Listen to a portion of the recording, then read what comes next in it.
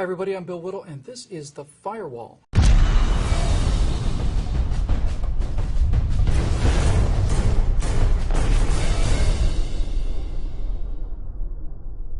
Even before the recent Israeli ground and air operations in Gaza, the BDS movement, that would stand for Boycott, Divestment, and Sanctions, was gaining traction not just in France or Germany or Oman, right here in America. Now, BDS is being sold, as everything evil and stupid is being sold these days, as a moral good. The argument goes something like this: Israel, a nation formed in response to the cold, concrete reality of extermination, has let its economic and military power go to its head. They now are the oppressors. They now are Goliath in a main battle tank facing a brave Palestinian David with a rock in his hand. They now are the racists. They now, Israel, are the Nazis. Are they? Here's Israel at the time of its formation by the United Nations in 1948. Actually, you can't see it on this map because it's so small. It's smaller than the state of New Jersey, so let's zoom in. Now, on that same year, the Arab nations surrounding the new country attacked what was then mostly small farming communities and tried to drive the Jews into the sea. But the Israelis won. So the Arabs tried it again in 1967. The Jews beat them again. Then, in 1973, the Arabs tried again, launching a sneak attack on the holiest Jewish holiday, and the Jews won again. Israel's territorial gains did not come from Israel attacking Arabs. They came from Israel being attacked by Arabs. And Israel has always tried to give the land back in exchange for peace, as it did when it voluntarily returned the Sinai Peninsula, which is bigger than all of Israel itself, back to the Egyptians who tried to attack them from the Sinai Peninsula. And likewise now, they gave the Gaza Strip back to the Palestinians who had attacked them from the Gaza Strip. Now, since then, thousands of rockets and mortars have been fired into Israel from schoolyards and orphanages and hospitals in Gaza. How many rockets and mortars would you allow to fall on your house by neighbors that have been swearing to kill you for 65 years? How many times will someone keep hitting you before you decide to hit back? Now, the Palestinians daily call for the Jews to be driven into the sea. The Jews have one of the most sophisticated militaries in the world. They could drive the Palestinians into the ocean anytime they wanted to, but they don't. The instant that Hamas or Hezbollah gets their hands on a nuclear weapon, they will do with it what they do every day with their rocks and mortars and missiles. They will use it on Israel. The Israelis have an estimated 500 nuclear weapons and could destroy the Arabs anytime they choose, but they don't. Those are not Nazis. Those are moral, civilized people. Israel is an island of civilization in a sea of barbarity, and that's why it's being targeted. Are you uncomfortable with those words, civilization and barbarity? Well, they have meaning. That's what they mean. In Israel, women can do whatever they please, including leading the state of Israel. In the surrounding Arab nations, women are treated as chattel. They're just property, useful for creating sons and carrying things. In Israel, homosexuals are tolerated and celebrated as individuals. Why? Just as if they were real people. In the surrounding Muslim nations, they're hung from construction cranes in public squares. In Israel, scientists at the University of Haifa are studying inhomogeneous tachyon dynamics. The latest scientific invention in the Arab world is a buzzer that goes off when a Muslim falls asleep against his prayer rug.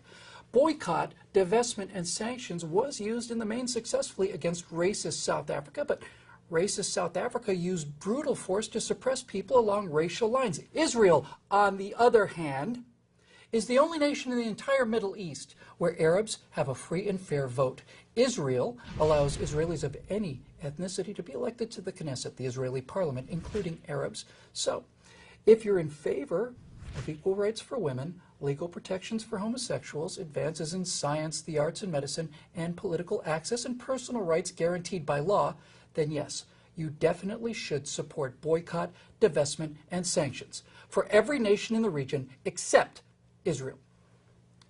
Finally, I'll just say this because this is really what drives the whole thing. It's absolutely true that criticizing the actions of the State of Israel is not in itself anti-Semitism. Israel is as subject to criticism and condemnation as any other nation on the earth. But you cannot understand Israel's actions without understanding or trying to understand the pervasive, unrelenting hate that surrounds that little outpost of civilization in the Middle East. From Hezbollah rockets made in Iran to BDS sanctions made in Berkeley and Santa Monica, the attacks on this country and its people cannot be understood without getting to the bedrock essence of the nasty, petty, small, and mean-spirited emotion that drives anti-Semitism, and that emotion is envy.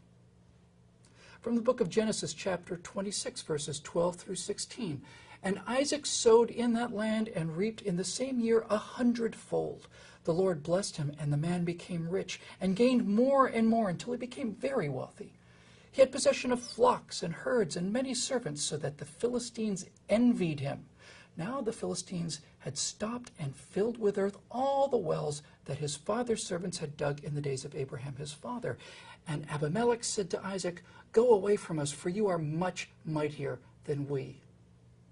That was written thousands of years before there was even a religion called Islam, and when the Israelis, as a gesture of peace and goodwill, turned over the Gaza Strip in 2005, the first thing these modern-day Philistines did was to smash the windows of the greenhouses that had been handed to them by other people's labor.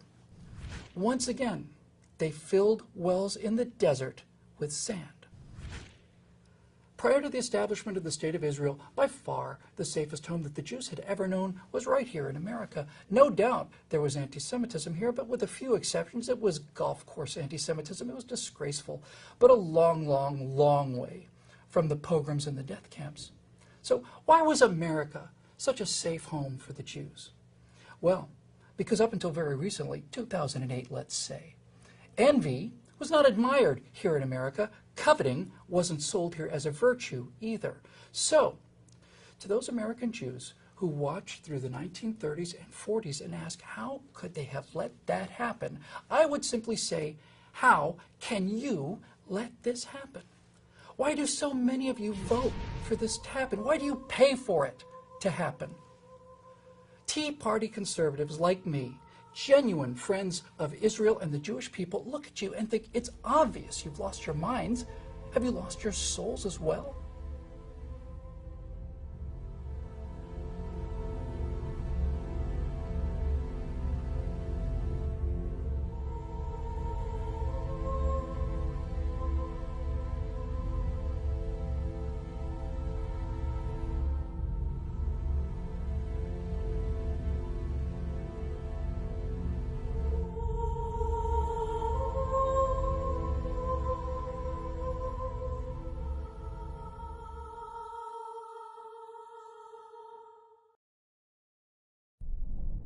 Please subscribe to our YouTube channel and be sure to visit us at truthrevolt.org.